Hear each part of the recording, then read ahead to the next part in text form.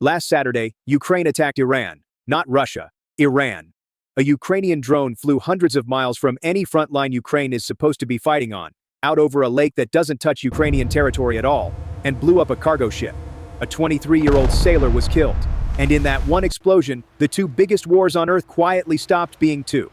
Stop and think about how strange that is. Ukraine has its hands full fighting Russia. It is outnumbered, outgunned, and rationing every drone it builds.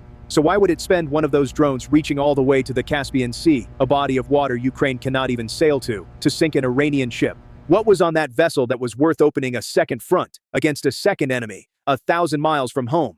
And in the very same breath that he claimed the strike, Ukraine's president said something else. Something about who has really been helping Iran kill Americans in the Gulf. The promise.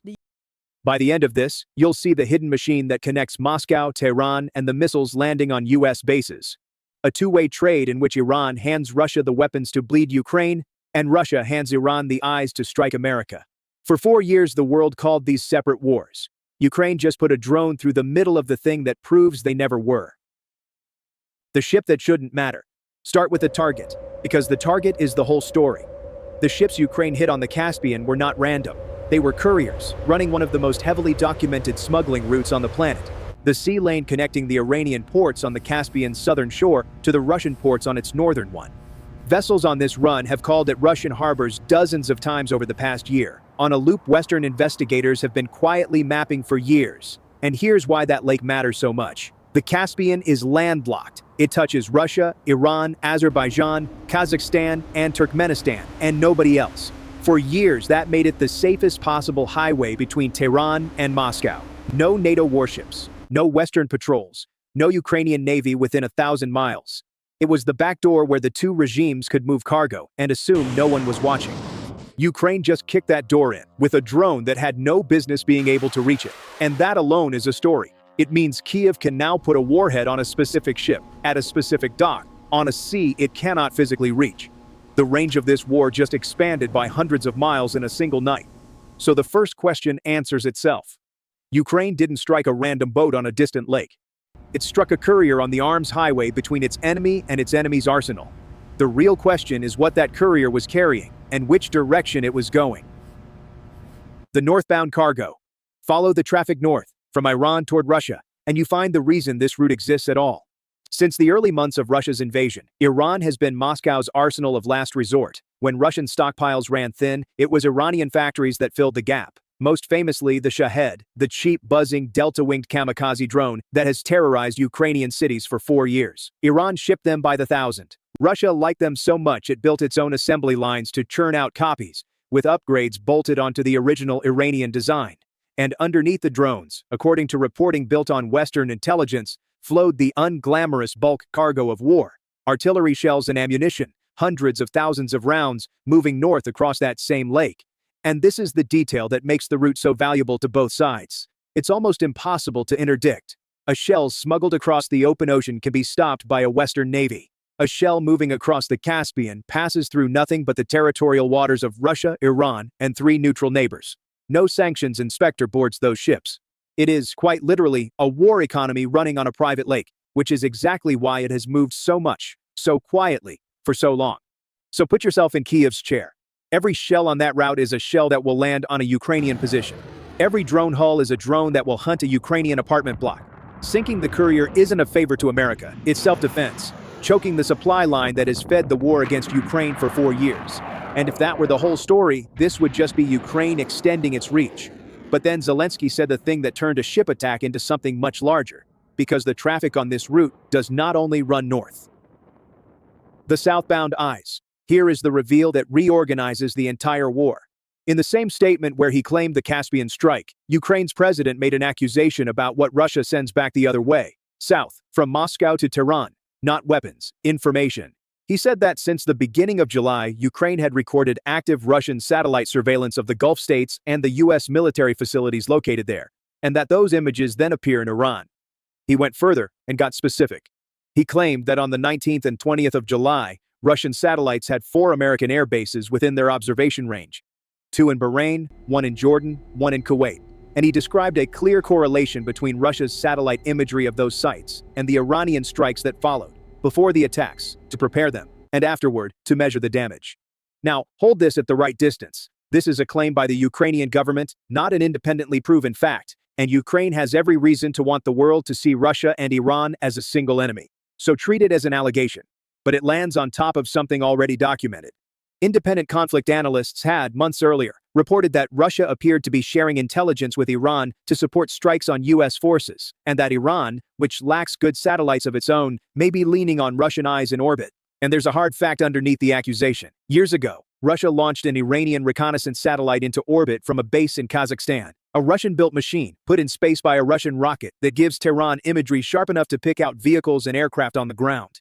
The plumbing for exactly this kind of intelligence sharing was built in public years before this war started. Zelensky isn't alleging something impossible. He's alleging that a pipe everyone knew existed is now being used to aim missiles at Americans. And that answers a question that has haunted this war since the first US base was hit. How did Iran, with limited satellites of its own, know exactly where to aim? One credible answer has a Russian accent. The missiles that killed Americans in Jordan may have been aimed, in part, with pictures taken from space by Russia. If the northbound cargo keeps Russia's war alive, the southbound eyes may be helping kill Americans. Which raises the obvious question. How does a country with no navy on the Caspian pull off a precision strike in the middle of it? The green light. Because Ukraine can't reach that lake alone, and the analysts said so immediately. A drone strike hundreds of miles into the Caspian, over territory ringed by hostile states, is not something Kyiv improvises on a weekend. One regional expert put it bluntly. An operation like this almost certainly couldn't have happened without a green light from Washington and its Western partners, which opens a door onto what this strike might really be. One reading is that the United States and Israel quietly asked Ukraine to reach out and squeeze Iran on their behalf. A way to hit the Tehran-Moscow supply line without an American fingerprint on the trigger.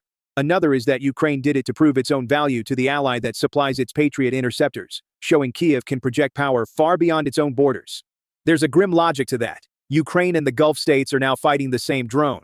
The Shahed that hunts Kyiv is a cousin of the one that hunts Kuwait, and Ukraine has spent 4 years learning how to shoot it down. It has already sent its own personnel to the Gulf to help. The country with the most combat experience against Iranian drones on Earth is offering that experience to Iran's newest victims and collecting goodwill from Washington in the process. Both readings point the same way.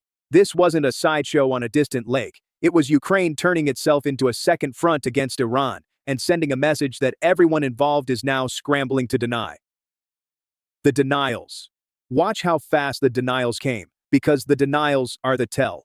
Iran insists it has never intervened in the war between Russia and Ukraine, that it is simply a commercial nation whose innocent ship was attacked. Its foreign minister called the strike a violation of the UN Charter that cannot go unanswered, and then blamed Israel for engineering the whole thing to drag Europe deeper into the war. Russia, for its part, called the targeted vessel a civilian ship carrying civilian cargo. And Ukraine flatly rejects Iran's victim story. Its foreign minister answered that Tehran is a direct accomplice to Russian aggression, fueling the war with weapons that have killed Ukrainians since the invasion began, and told Iran to end all support for Moscow. Everyone denies the machine, even as its wreckage burns on the water. Tehran denies arming Russia. Russia denies aiming for Iran. And that reflexive three-way denial is itself the evidence, because an alliance like this only works in the dark. Ukraine just switched on a light. In fairness, not every analyst thinks this is a true alliance. A political scientist at Barnard argued that Russia and Iran are unlikely to ever formalize their partnership, that both prefer a pragmatic, deniable arrangement without chaining themselves to each other's wars. That's probably right. But notice that even the skeptical Red still describes two countries that share satellite imagery, coordinate over northern ports, and cover each other's weaknesses. Whether or not you call it an alliance, the machine is running. The Convergence. There are not two separate wars here. There is one interlocking system, with Tehran and Moscow at the center, each covering the other's greatest weakness. Iran has cheap mass-produced munitions and no satellites worth the name. Russia has satellites in orbit and a bottomless appetite for cheap munitions. So they trade. Iran ships the shells and drones north to grind down Ukraine. Russia beams the targeting south to help range in on American bases in the Gulf. Each dictatorship becomes the other's missing half. And now a third player has reached across its own war to cut a thread of the other. Ukraine has been bled by Iranian-designed drones for 4 years. So when it struck that courier on the Caspian, and then ordered its spies to hand the Gulf states proof of Russia's targeting role, it wasn't only sinking a ship. It was trying to force the world to admit that these are one war, fought by the same partners, pointed at the same set of enemies. Because a Tehran-Moscow axis is far easier to fight once everyone stops pretending it's a coincidence, and hanging over all of it is a third shadow. When President Trump warned this week that he'd be quite disappointed with Xi Jinping if China armed Iran, he was staring at the same machine from the other side.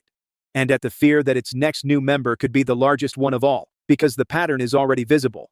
China buys the Iranian oil that funds the missiles, sells the chemicals that fuel them, and controls the minerals America needs to rebuild its own defenses.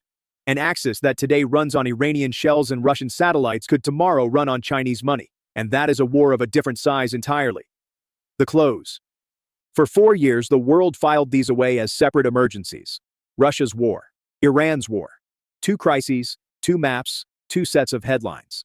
A single Ukrainian drone, on a lake that touches neither of the countries doing the real fighting, just proved they were always the same war. The same partners, the same weapons flowing one way, the same eyes looking back the other. So here's the question worth sitting with. If Russia's satellites are already helping aim the missiles that kill Americans, at what point does helping the enemy simply become being the enemy? And is anyone in Washington ready for what that answer is going to cost? Our update continues. Stay tuned.